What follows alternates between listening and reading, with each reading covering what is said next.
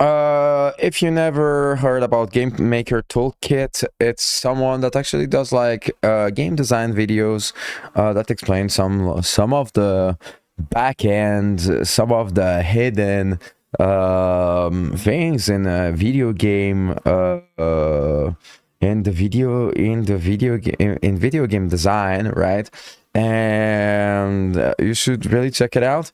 Let's check out how game designers protect players from themselves. So basically, like, there are like a lot of things, like, to give you an example, for example, to put like invisible walls so you don't jump to your death by accident, or that, for example, that like you cannot sell certain items that are like quest items. This is like to give you an example, but it will go further into these examples, right? The responsibilities I think we have as designers is to protect the player from themselves. Whenever a designer makes a game, they'll have certain ideas for what would be the most enjoyable or interesting way for a player to approach things. For example, Jake Solomon reckons that XCOM is at its best when the player is taking risks. He told Rock Paper Shotgun, risks are what lead to loss and what lead to triumph. But players will often have other ideas, because many will simply gravitate towards strategies that will most likely lead to success, regardless of how enjoyable those strategies might actually be. So they grind, they use repetitive tactics, and they play slowly and cautiously. As Civilization 4 designer Soren Johnson puts it, given the opportunity, players will optimize the fun out of a game.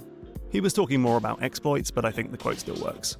And this is kind of what happened in XCOM. Players rarely took risks because why would you? Instead, they found much more success when they moved slowly, played cautiously, and overused the Overwatch ability, meaning they often ended up playing each mission in largely the same risk-adverse way. But the awesome thing about design is that the game's developers can tweak things to make sure players approach the game in the way they think would be most interesting. The question is, what's the best way to do this? The most obvious answer would be to add some kind of system that will stop the unwanted behaviour from occurring. And that's exactly what Firaxis did when it decided to introduce turn limits to standard missions in XCOM 2. Many of the game's missions will have some kind of time limit. Hack the network in 8 turns, destroy the relay in 6 turns, extract the VIP in 12 turns, and if you don't finish that objective within the time limit, the mission is failed. And this means that inching slowly across the map like in XCOM 1 is now massively discouraged, and the player is forced to move more quickly and take more risks.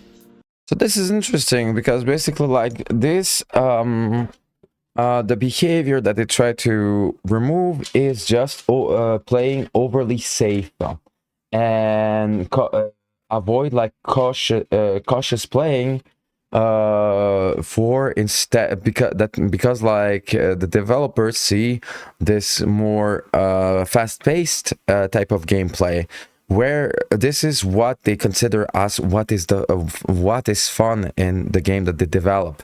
So they forced a time limit to avoid actually overly cautious type of like game like strategies, because they actually want to make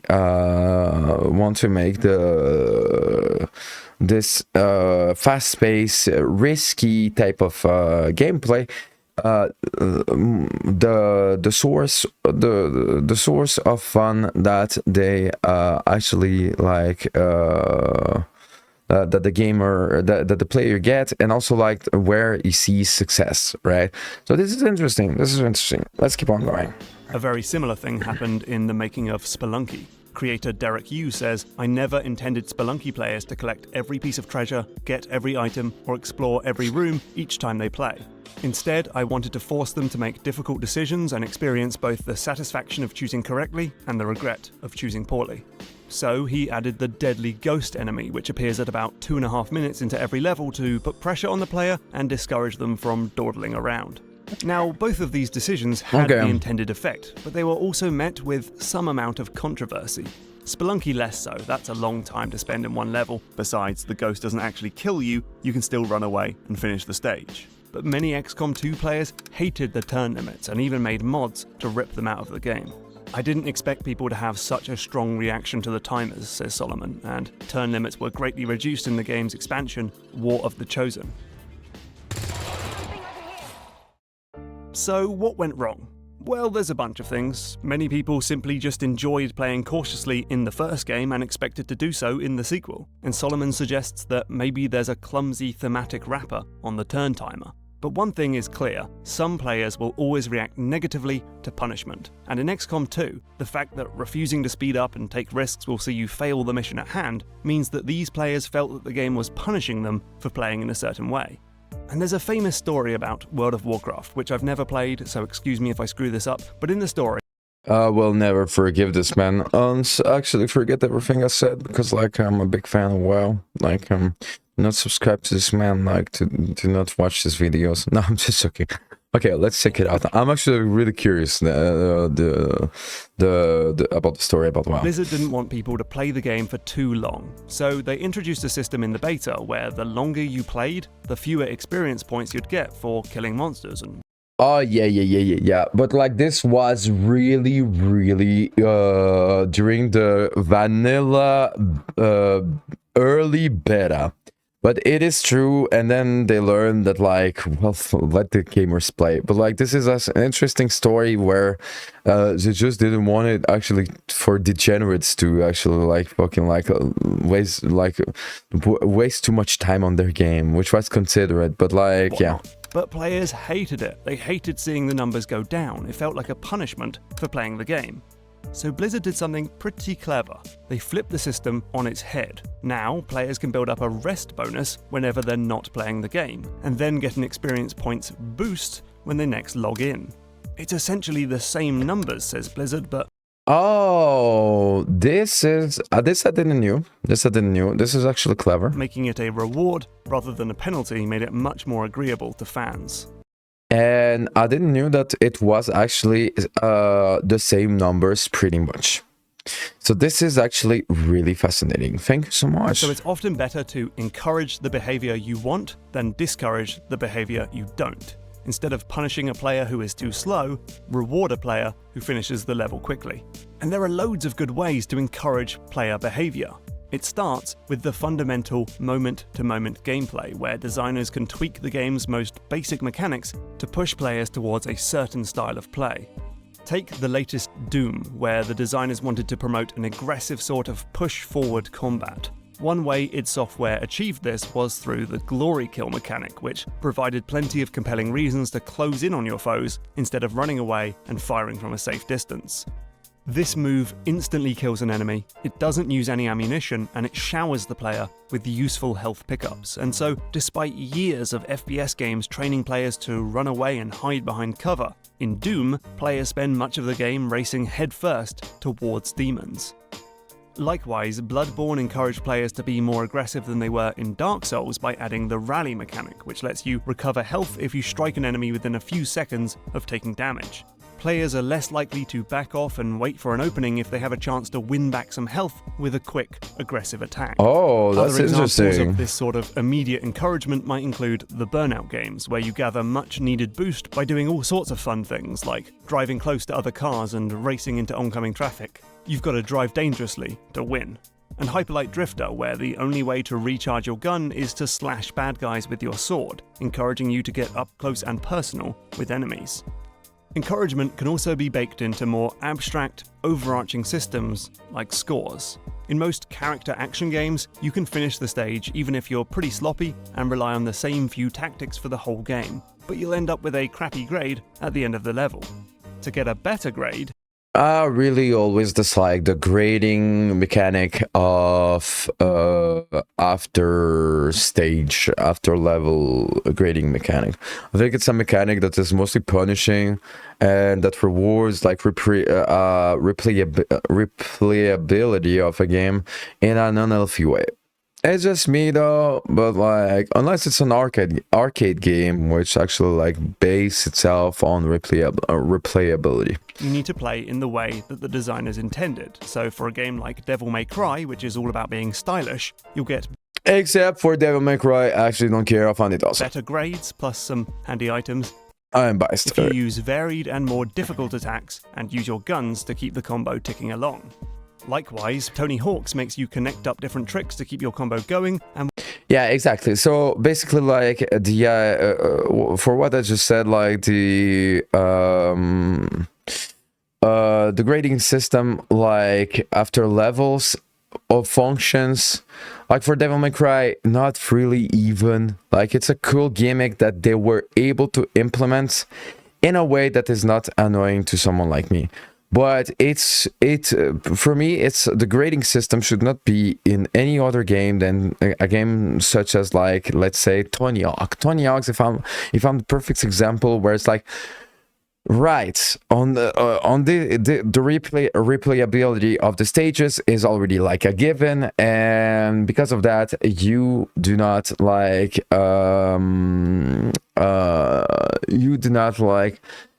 feel bad for having a bad grade, because you will replay the stage before even finishing it. You know that like this is not the first time you will actually enjoy to play on the stage, and this is kind of like the big difference. On other games, maybe RPGs or stuff like that, I think it's clunky as fuck, and it doesn't like bring anything to the game.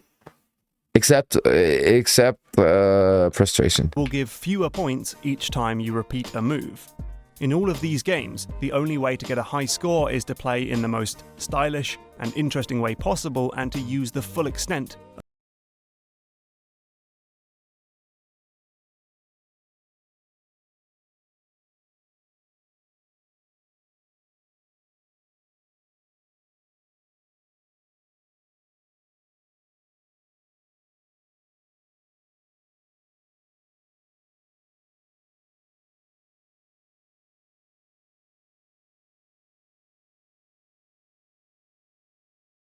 of the game's mechanics. Rewards like experience points and achievements can also be used for this purpose, because the designer gets to choose exactly what sort of activities or challenges the player must do to earn those points, and can tailor this to reward players for taking actions that fit the game's intended experience. Oh, son of a mother. Tech is wild. This cocky leash is grading my performance. Now, this is not to say that games should never discourage, punish, or penalise people. This will always have a place in games, but for those games that do focus on negative enforcement, they should be wary of pushing the slider from discouraging a playstyle to practically forcing you not to use it. Not to beat a dead horse, but playing fast in XCOM 2's timed missions is not just the best way to play, but basically the only way to play. Because forcing a very specific playstyle is difficult to pull off. I'm sure we've all played stealth games where getting spotted by enemies leads to instant failure.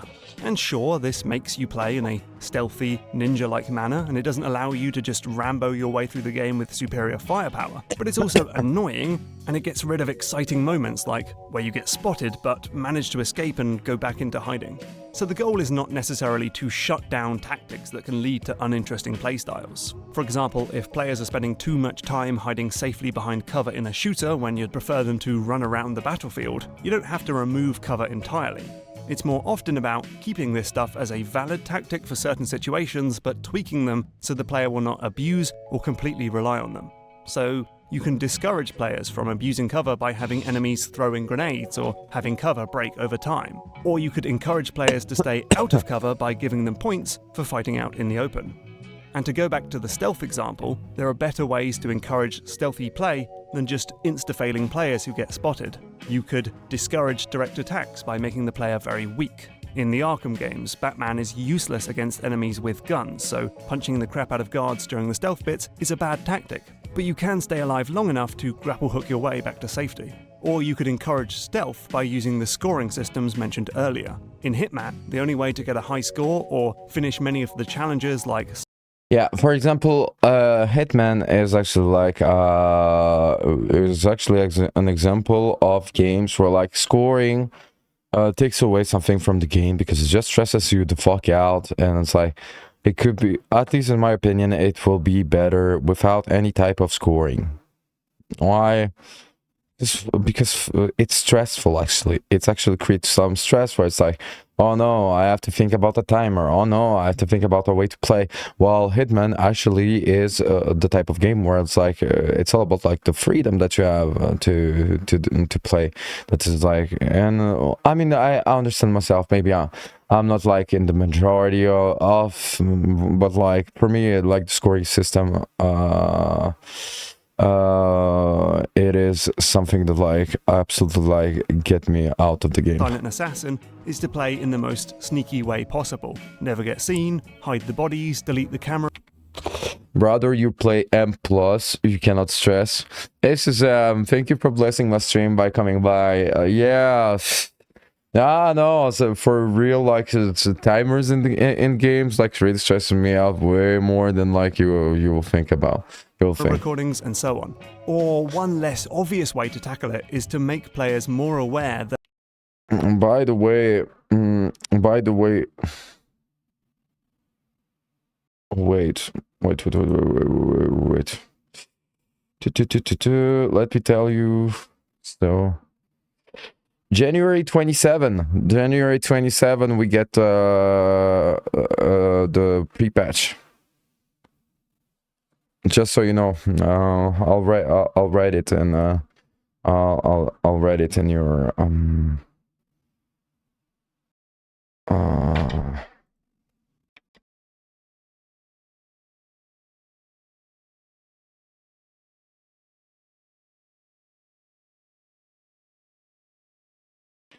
no, apparently.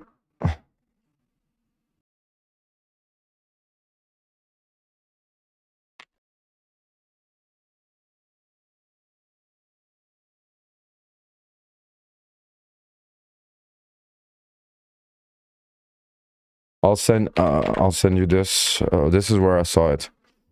All right. That direct attacks are not the focus of the game. With Mark of the Ninja, lead designer Nels Anderson said that the game originally had an in-depth combat system with different stances and parries and whatnot. But this level of depth signaled to the player that direct combat was way more important than it actually was. By reducing the combat to something much more simple, players now understood that direct attacks were not the point.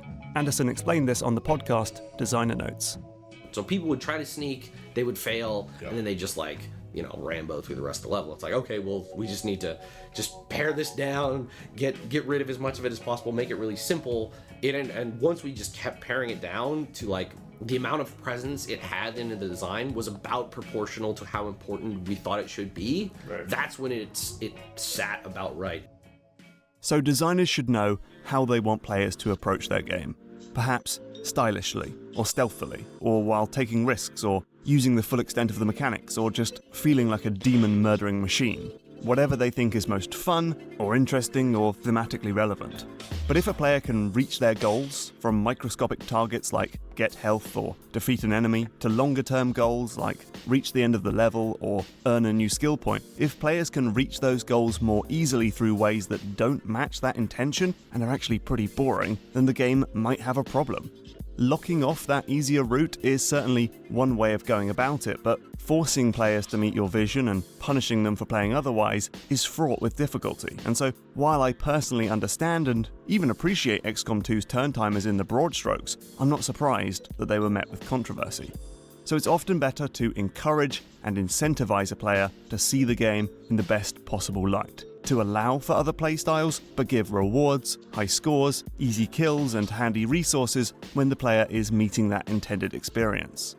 Now, please, this is definitely not as easy as I'm making it sound. There are plenty of pitfalls to think about, and yeah, and this is kind of like when it's summarized, it's easy, but oh my fucking god, yeah, because like, yeah, it's way more like. Understand what you just said, all right? Some of the most controversial and disliked mechanics are those that were initially designed to encourage or discourage a certain way of playing. But when used really well, this type of design can subtly push a player towards having the best possible experience and, like Sid says, protect players from themselves. Hey, thanks for watching. I hope This was awesome. A gameplay, a game maker's toolkit. Subscribe. Give this like guy love if you're into game design. It is quite. It is quite the